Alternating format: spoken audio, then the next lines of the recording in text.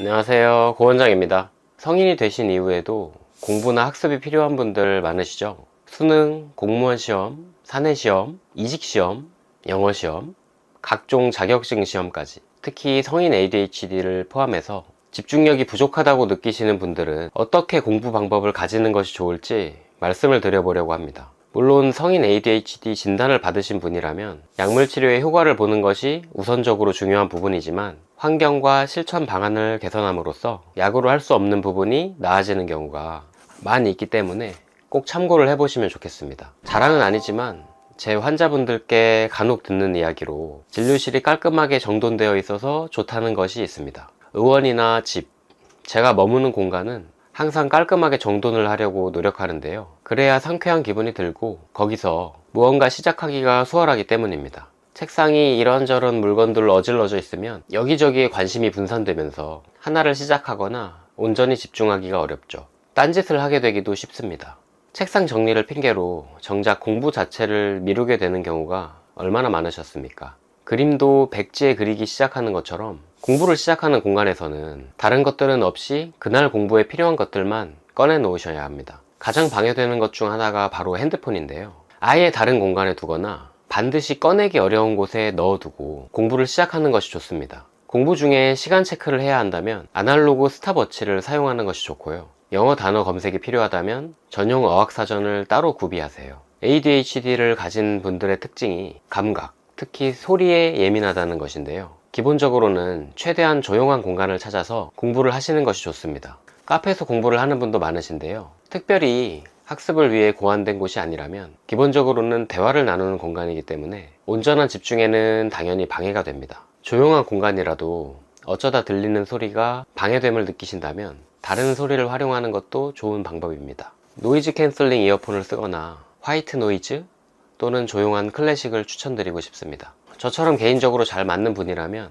하이텐션을 만들어주는 EDM을 듣는 것도 괜찮습니다. 동기가 크게 느껴질 수 있도록 공부하는 공간에는 자신을 독려할 수 있게 하는 문구를 크게 써서 또는 이미지화 시켜서 붙여두는 것도 좋은 방법입니다. 만족을 지연시키기 어려운 것이 ADHD의 특징이기 때문에 그다지 즐겁지 않은 공부라는 지루한 과정을 견디는 것이 몹시 힘듭니다. 따라서 공부를 하는 중간중간에 스스로를 위한 보상 시스템을 마련해 두는 것이 좋습니다. 보상은 꼭 굉장한 것이 아니라 잠깐의 환기가 되는 것이라도 좋습니다. 일정 시간 집중을 해서 공부를 해내었다면 짧게 보상을 가지는 시간을 가지도록 해보세요. 커피나 차 한 잔을 마시는 것, 작은 간식을 하나 먹는 것, 잠깐 일어나서 걷고 오는 것, 창문으로 가서 기지개를 펴면서 심호흡을 하는 것, 담배를 한 대 피우고 오는 것 등등.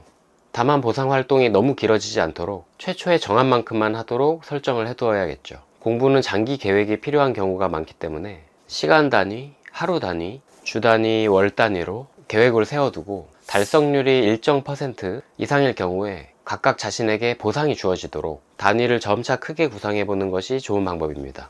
예를 들어 하루 단위의 보상으로는 좋아하는 디저트 1개, 주 단위는 좋아하는 음식으로 식사 한 타임이나 5만원 이하의 선물 하나, 월 단위는 반나절 정도의 시간이 소요되는 좋아하는 활동이나 5만원 이상의 선물 등으로 해볼 수 있겠죠. 많은 분들이 초반의 열정으로 원대하지만 막연한 목표를 세우고 계획을 짜서 실행을 하려다가 갈수록 달성이 안 되면서 조기에 포기해버리게 되는 경우를 많이 봅니다. 목표는 스마트하게 설정해야 합니다. 구체적으로 6화 원칙에 따라 수량, 횟수, 기간이 명시될 수 있도록 달성 가능하도록 목표까지 몇 개의 스텝으로 세분화해서 추구하는 가치 방향과 맞아떨어지도록 마지막으로 기한을 정해두어야 한다는 것입니다. 예를 들어서 토익 시험에서 900점 이상 맞기는 위의 기준에 따르면 목표로서 적당하지 않습니다. 반면에 주중에 퇴근하고 저녁 식사 이후 토익 영어 교재를 1시간 이상 또는 20쪽 이상을 정리하고 풀어서 한 달 안에 한 권을 완료한다는 목표가 더 알맞습니다. 여기에 주말에 30분씩은 하루에 영단어 50개를 암기하기 등의 내용을 더할 수도 있겠고요. 최종적으로 원하는 바가 높은 토익 점수라면 이런 식으로 목표를 몇 가지 조합하는 것으로 가까이 다가갈 수 있겠죠. 우선 하루 중에 자신의 집중이 잘 되는 시간대를 찾아보는 것이 좋습니다. 어떤 사람에게는 기상 후 3시간 동안이 집중이 잘 되는 황금 시간대일 수 있고, 아니면 저녁이나 새벽 시간이 가장 집중이 잘 될 수도 있습니다. 그 시간 동안 제일 집중을 요하고 난이도가 높은 공부를 추진하는 것이 좋습니다. 또 공부는 엉덩이로 하는 것이라고 하지만 머리에 들어오지는 않는데 앉아만 있는다고 학습이 되는 것은 아니지요. 자신이 집중을 유지할 수 있는 시간을 미리 파악해두고 효율이 떨어지는 시간이 찾아오기 직전까지를 공부 시간으로 하고 짧은 휴식 시간이 이어지도록 반복하는 것이 좋습니다. 15분 공부, 2분 휴식으로 할 수도 있고 30분, 5분으로 할 수도 있겠죠. 공부에 집중했다가 이어지는 휴식 시간에는 잠시 일어나 스트레칭을 하거나 잠깐의 심호흡 또는 호흡 명상을 하는 식으로 해보세요.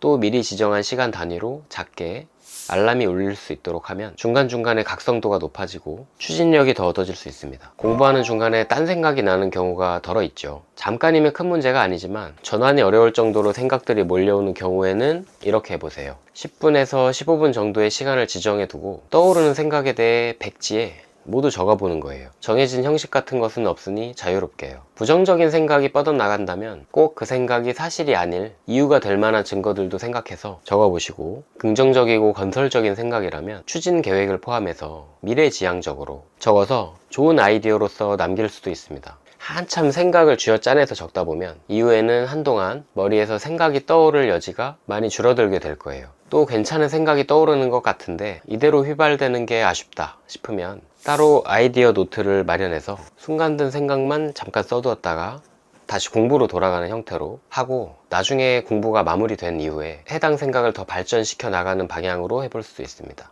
한편 공부를 하다가 집중이 잘 안 된다, 하기 싫다, 졸린다는 느낌이 많이 들 때가 바로 내용이 이해하기 어렵거나 잘 안 풀리는 문제를 만났을 경우인데요. 어느 유명 강사님 잘 안 풀리는 문제를 끝까지 잡고 있다가 푸는 경험을 해보아야 그 문제가 내 것이 된다고 하는데요.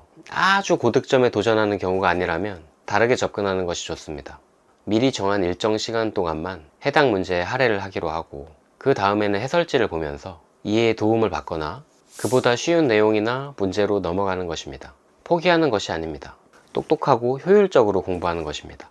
실제 제가 진료하는 환자분도 이런 부분을 수정한 이후로 학습 진도가 잘 나가면서 자신감을 부쩍 얻게 된 경험을 공유한 바 있습니다. 많은 성인 ADHD 환자분들과 상담을 하면서 대처 방안들에 대해 상의하다 보니 제 자신도 미루지 않고 실행하기, 계획 세우고 추진하기, 정리하기 등의 달인이 되어가는 것 같습니다. 아무쪼록 내용이 도움이 되시기를 바라고요. 중요한 것은 실천에 달려 있으니 꼭 행동으로 옮겨보시기를 부탁드립니다.